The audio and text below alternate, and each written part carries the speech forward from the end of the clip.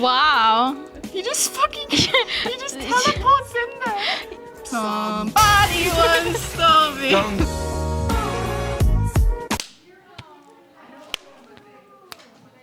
Okay, good. Good enough. It's the boys. The trailer starts now.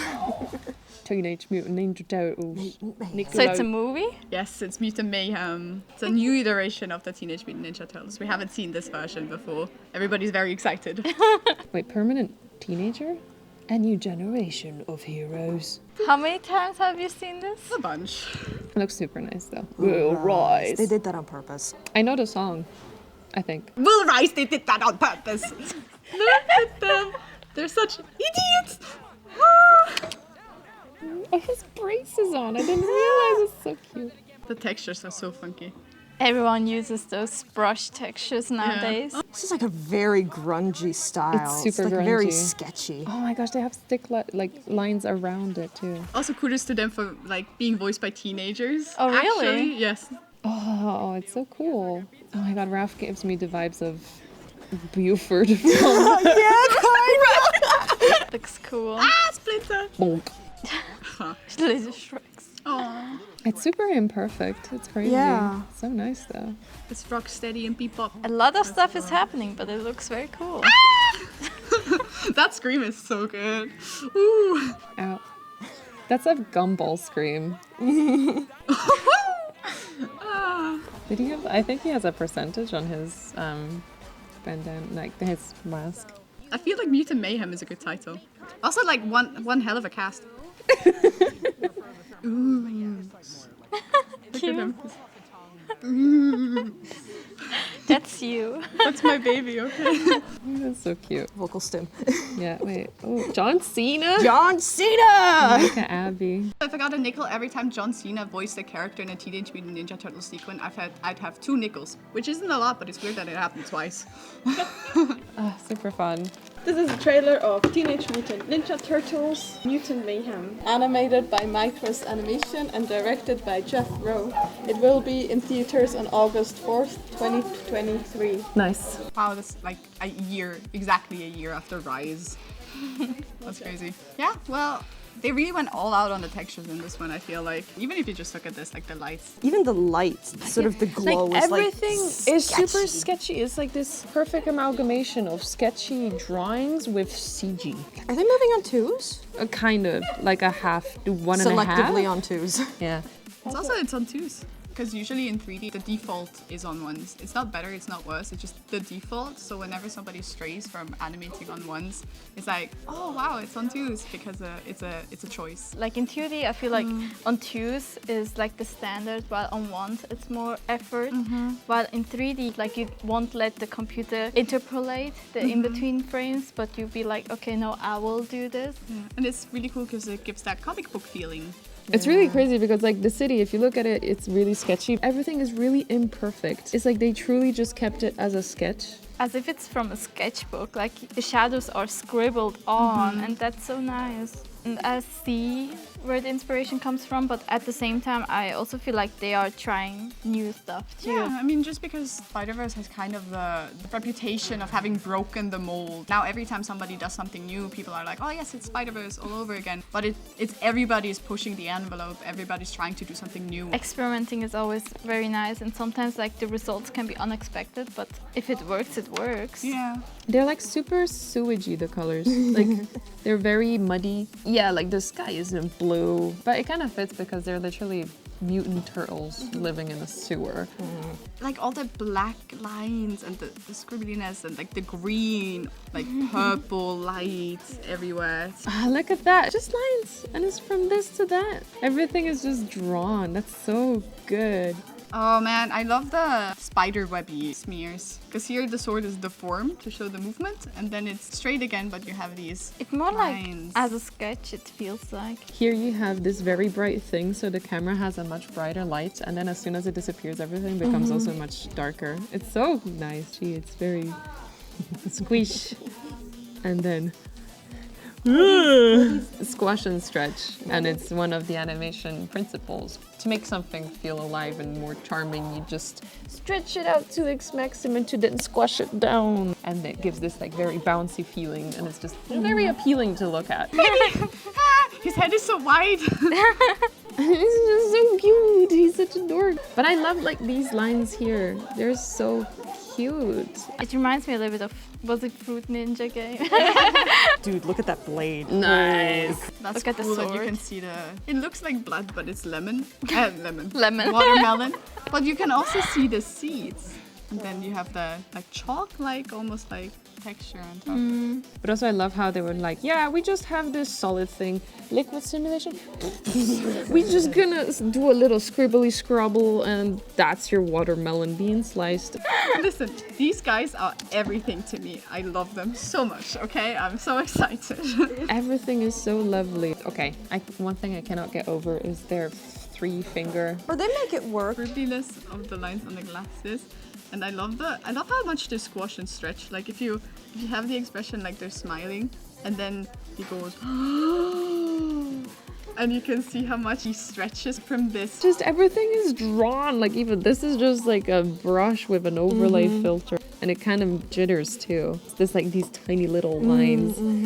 It's also nice that you can see the reflections inside their eyes. Then again, they have like sketched their eyeballs inside. It's a lot like this painting, but then their eyes give again like this life and reflectiveness. And this, oh my, ah! I like how deformed this is.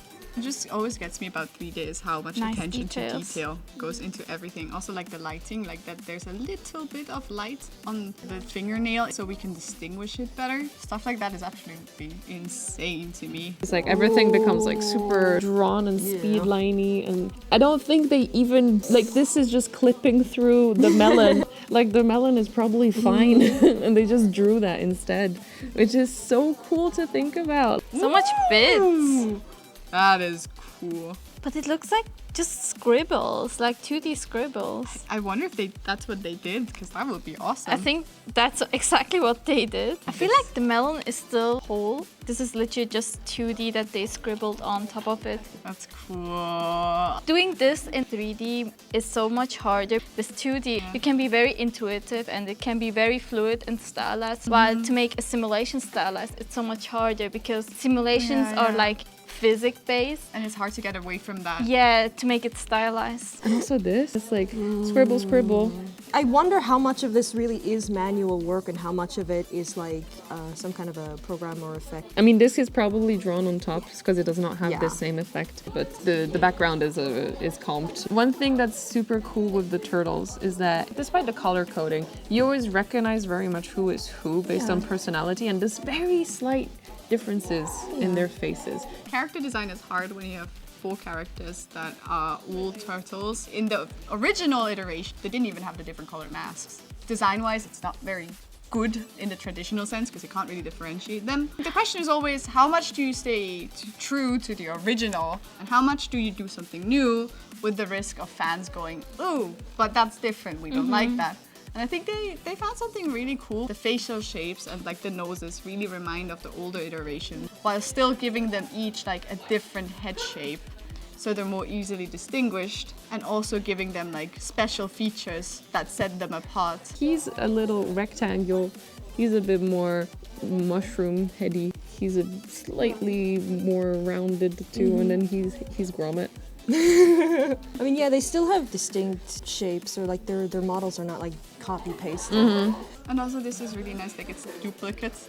So it's spinning really, really fast too. Okay, so it's like 1s and 2s both. Because part of the smears stay and the part of them changes. And then here the bow stuff stays, but the smears change.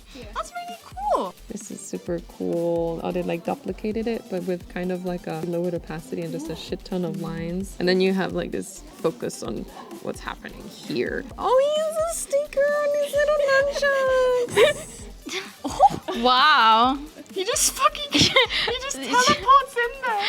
Somebody once told me. Somebody once told me. Also, can we talk about the colors? He has some purple, some blue, some green, some yellow, some orange. Even these tires, I think they are like pinkish and bluish and So gray. good though. Even the smokes is like drawn on. It's so cool to me how this kind of feels like we come full circle from like scratching on film back in the olden days, you know, to do Yeah. effects. I feel like that was one of the first things that we did at school, right? Like you see the brush strokes. And it's interesting how like this is sort of the direction that CG is kind of heading in now. Arcane, Spider-Verse, Puss in Whereas Boots. before then you had more of the like very clean, more real to life sort of Pixar-ish animation. And you have these kind of things in like in artistic mediums where you go strongly in one way and then once you've sort of pushed the boundaries you start going back in the other direction and then you push in that and then you No, it's like in painting. It's like you learn the anatomy before breaking it. And I remember that my art history teacher, she loved the Peanuts, like Charlie Brown. And she was like, it's a genius. The nose is profile, but the face is front facing, but it works. It's the same as art, always. Like when the Renaissance was like, yeah, we kind of perfected drawing bodies and like doing naturalistic stuff. Yeah. How about we just put some points on a page and see what it does, you know? Pointillism was born, so... It's really cool how like the same development is happening. Yeah, like we already did realistic 3D and we're going back to stylized. Seeing a lot of this, I'm like, it's great, I love it, but it's like, I hope there's gonna be something new coming along too. And also that like each iteration of it tries its own thing. This looks different. This is very sketchy, scratchy. scribbly, and dirty. Yeah. But also I read on Twitter that they were happy with all of this lower frame rate, snappy, 3D stylized animation because it's also way more fun for the animators to animate. Yeah. Oh, what is it? It's Mikey! Look how unhinged Donnie is, man. Doing, doing. Ah!